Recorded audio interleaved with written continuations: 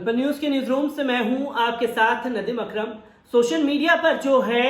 लगातार देखा जा रहा है कि जो इजराइल फिलिस्तीन के मुसलमानों के ऊपर जुल्म ढा रहा है, उसको कुछ अंधभक्त देश के और खुद इसका जो सोशल मीडिया पर ट्रेंड चलाया वो भारतीय जनता पार्टी के दंगाई नेता जो हैं, यानी कि कपिल मिश्रा, जिन्होंने इंडिया स्टैंड विद इजराइल का हैशटैग चलाया और देखते ही देखते बीजेपी आईटी सेल के लाखों लोग जो है इस होड़ में कूद गए और कुछ 2 लाख के आसपास जो है ट्वीट किया गया। जब 2 लाख के आसपास ट्वीट किया गया तो दुनिया ने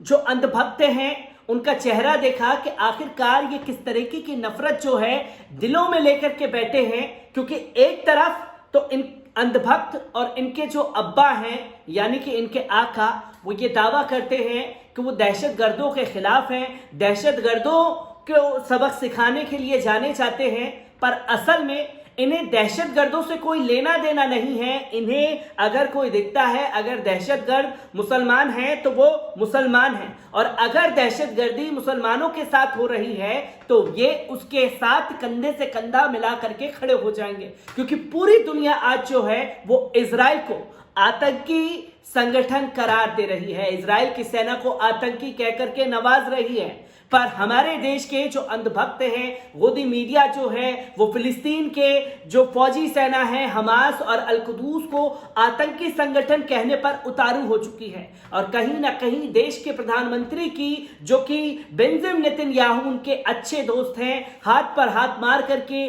ताली बजाते हुए कई बार देश के प्रधानमंत्री ने यह बताया कि बेंजामिन नेतन्याहू मेरे अच्छे मित्र हैं। तो वहीं बेंजामिन नेतन्याहू ने भी कई बार यह बताया कि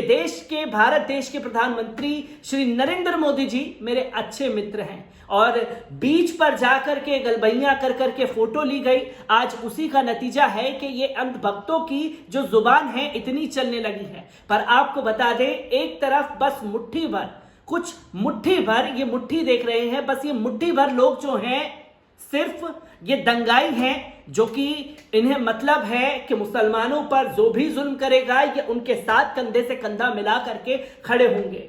पर बात अब उन लोगों की जाएगी जो भारत देश के रहने वाले हैं, इन अंधभक्तों से ज्यादा अपनी ताकत रखते हैं, बुद्धिजीवी हैं, सांसद हैं, तमाम लोग जो हैं, कलाकार भी इसमें हैं, लेखक भी इसमें हैं, कुछ पत्रकार भी इसमें शामिल हैं, जो खुल करके फिलिस्तीन का समर्थन कर रहे हैं। और एक साथ हो करके एक लेटर लिखा जिसमें साफ तौर पर इजराइल ने जो फिलिस्तीनियों के साथ किया उसमें निंदा की। इस लेटर के जरिए किन किन लोगों के नाम हैं उसके बारे में भी आप लोगों को बता दूं। तकरीबन 80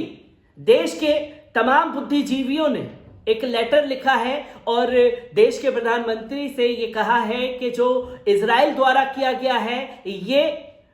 कड़ी निंदा की जाती है और ये नहीं होना चाहिए था। इसमें लगभग 80 के करीब सामाजिक संगठनों, संसद सदस्यों, कलाकारों, पत्रकारों और बुद्धिजीवियों ने इजराइल द्वारा फिलिस्तीनियों को जबरन बेदखल करने और इजराइल पुलिस द्वारा अल अक्सा मस्जिद पर हमले करने के लिए नाराजगी व्यक्त करते हुए एक घोषणा पत्र पर हस्ताक्षर किए हैं। हस्ताक्षरों में सबसे पहले बैरिस्टर असदुद्दीन ओवैसी का नाम आता है, जो खुल करके इस चीज की मजम्मत करते हुए नजर आ रहे हैं और आतंकी संगठन और आतंकी सेना करार दे रहे हैं, खासतौर पर इजराइल की सेना को। अब आपको बता दें कि इसमें बैरिस्टर असदुद्दीन ओवैसी और एआईसी के सचिव शकील अहमद खान, सीपीएम के नेता मोहम्मद सलीम खान और बीएसपी के लोकसभा सांसद कुंवर दानिश अली, कांग्रेस के राज्यसभा सांसद सैयद नासिर हुसैन साहब, दिल्ली विश्वविद्यालय के प्रोफेसर अपूर्वानंद, मौलाना आजाद विश्वविद्यालय जोधपुर के कुलपति प्रोफेसर अख्तरुल वासे, लेखक और कलाकार शुद्धबुद्धा सेनगुप्ता, कवि कौशिक राज और संगीतकार पूजन साहिल शामिल हैं। हस्ताक्षरों ने इजराइल सरकार से मस्जिद अल अक्सा की पवित्रता को बहाल करने और शोक जरहा और अन्य संस्थानों से फिलिस्तीनियों के निष्कासन को रोककर अपनी अमानवीय और नस्ल वादी नीतियों को तुरंत रोकने का आह्वान किया है। उन्होंने केंद्र सरकार से इजराइल के राष्ट्रदूत को बुलाकर फिलिस्तीनियों के खिलाफ अपने हिंसक कार्यों को तुरंत रोकने के लिए इजराइल सरकार पर दबाव बनाने का भी आग्रह किया है। घोषणा पत्र में लिखा है कि अपने उपनिवेश स्थापित करने और मस्जिद अल अक्सा पर अपना अधिकार कायम करने के लिए पवित्र माह रमजान में फिलिस्तीनियों को शेख जरह और दूसरे इलाकों में अपने घरों में जबरदस्ती विस्थापित कराना और शांतिपूर्वक नमाज पढ़ रहे लोगों पर गोलीबारी कर जख्मी किए जाने की घटना से मुस्लिम समुदाय और पूरी दुनिया के सभ्य लोग पूरी तरीके से आहत हो चुके हैं। All India Muslim personal law board, all India Christian council महासचिव जॉन डयाल, ऑल इंडिया अंबेडकर महासभा के अध्यक्ष अशोक भारती ने इस घोषणा का समर्थन किया है। जमात इस्लामी हिंद, जमीयत उलमाए हिंद, जमीयत ए अहले हदीस और पॉपुलर फ्रंट ऑफ इंडिया समेत कई संगठनों ने भी इस घोषणा पत्र पर हस्ताक्षर किए हैं। हस्ताक्षर ने आगाह किया है कि इस्लाम के तीसरे सबसे पवित्र स्थल मस्जिद अल अक्सा की पवित्रता का उल्लंघन करने वाली किसी भी गैर जिम्मेदाराना कार्रवाई का वैश्विक स्तर पर प्रभाव हो सकता है। उन्होंने इजराइल सरकार को चेतावनी देते हुए कहा है कि किसी भी प्रकार का गलत कदम ना उठाएं। इस घोषणा के हस्ताक्षरों का मानना है कि इजरायली शासन की कार्रवाई नस्लवाद और रंगभेद का गठन करती है। इस तरह की कार्रवाई का ना तो अंतर्राष्ट्रीय कानून और ना ही सभ्य समाज के सार्वभौमिक मूल्य